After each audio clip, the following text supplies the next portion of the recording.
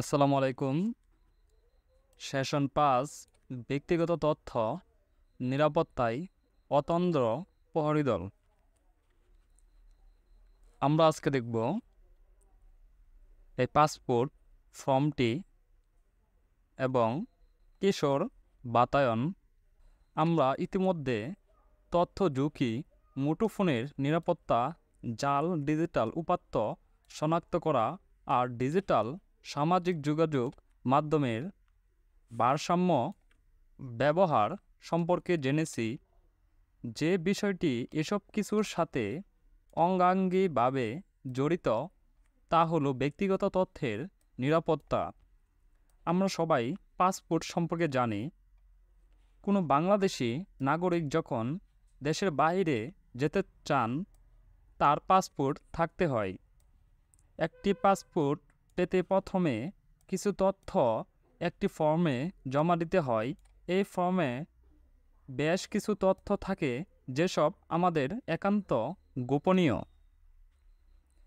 আগের শ্রেণীতে আমরা জেনেছিলাম ব্যক্তিগত গোপন তথ্য কী আর কিভাবে ব্যক্তিগত তথ্য সুরক্ষিত রাখা যায়।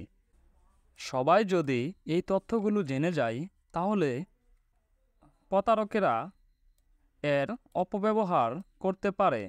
আমরা এখন সেই অংশগুলো চিহ্নিত করব। পরের পৃষ্ঠার সেই ফর্মটি প্রথম ২ পাতা আমরা দেখতে পাচ্ছি। এখানে আমাদের গোল দিয়ে চিহ্নিত করব কোনগুলো ব্যক্তিগত এবং গোপনীয় তথ্য। এখানে লিখব পাসপোর্ট আবেদন ফর্ম।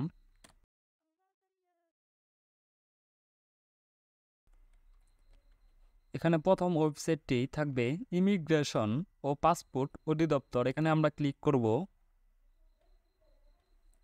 এখানে ফর্ম ফে পাসপোর্ট আবেদন ফর্ম, এখানে ক্লিক করলে পাসপোর্ট ফর্মটি চলে আসবে। এখান থেকে আমরা ডাউনলোড করতে পারব।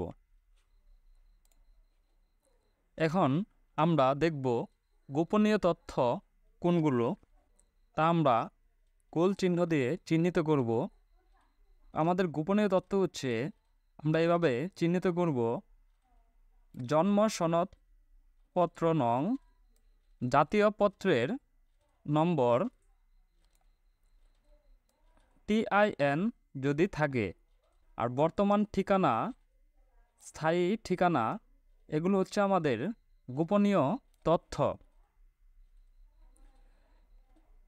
এখন আমরা চিন্তা করে দেখি আমরা কি চাই আমাদের ব্যক্তিগত তথ্য অনলাইনে ছড়িয়ে যাক?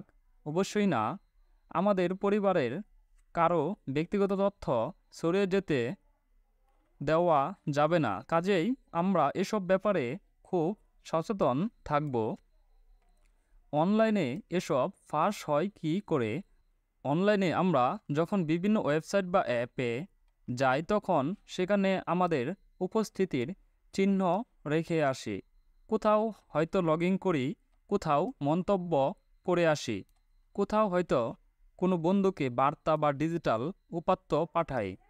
কখনো আমরা দল বেঁধে একটি বিষয় নিয়ে কথা বলি আর ভাবি এর বাইরে কেউ হয়তো জানে না আমরা কি নিয়ে আলাপ করছি।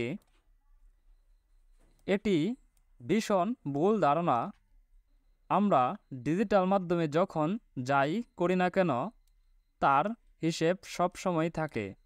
শুধু তাই নয়, অনেক সময় দেশের আইনে কোনো ওয়েবসাইট বা অ্যাপে ব্যবহারকারীদের ডিজিটাল কর্মকাণ্ডের ইতিহাস সংরক্ষণ করার কথা বলা থাকে, যাতে কোনো অঘটন ঘটলে তদন্ত করে দোষী ব্যক্তিদের চিহ্নিত করা যায়। ডিজিটাল জগতে আমাদের উপস্থিতি ও কার্যক্রমের ইতিহাসকে বলা হয় ডিজিটাল ফুটপ্রিন্ট। আমরা সবসময় মনে রাখতে হবে, ডিজিটাল মাধ্যমে এমন কিছু করব না যেটির কারণে বড় ভীষণ লজ্জায় পড়ে যাব বা থানা পুলিশ পর্যন্ত দিতে হবে, কারণ ডিজিটাল ফুটপ্রিন্ট কখনো মুছে না। আগের শ্রেণীতে আমরা কিশোর বাতায়নে আমাদের অ্যাকাউন্ট খুলেছিলাম। এখন আমরা কিশোর বাতায়নে গিয়ে ডিজিটাল লিটারেসি একটি কোর্স শুরু করব। পরবর্তীতে বাড়িতে বসে আমরা কোর্সটি সম্পন্ন করব। কিশোর বাতায়ন এই কোর্সটি আমরা কিভাবে করব? প্রথমে আমরা একটি সার্চ অপশনে যাব, লিখব কিশোর বাতায়ন। চলো দেখে নেই। এখানে লিখব কিশোর বাতায়ন। প্রথম যে ওয়েবসাইটটি আসবে সেটিতে ক্লিক করলাম। এখানে তোমাদের বইয়ে দেওয়া আছে, একটি অ্যাড আসছে, ক্লোজ করে দিলাম। তোমাদের বইয়ে দেখো রেড কালার একটি চিহ্ন দিয়ে বোঝানো হয়েছে জীবন ও দক্ষতা। এখানে আমরা ক্লিক করব। এখানে ক্লিক করার পর দেখো এখানে দেওয়া আছে তোমাদের ডিজিটাল লিটারেসি। এখানে আমরা ক্লিক করব।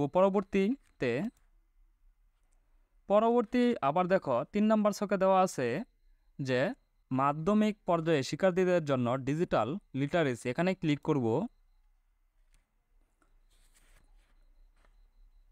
ক্লিক করার পর মাধ্যমিক পর্যায়ে শিক্ষার্থীদের জন্য ডিজিটাল লিটারেসি, ইন্টারনেট ব্যবহারকারী সংখ্যা বৃদ্ধি, পাশাপাশি দিন দিন বৃদ্ধি পাচ্ছে সাইবার অপরাধ ও অনলাইন প্রতারণার সংখ্যা। এটুকু ওপেন হয়ে যাবে। এখান থেকে আমরা এই কোর্সটি করতে পারবো ফ্রিতে।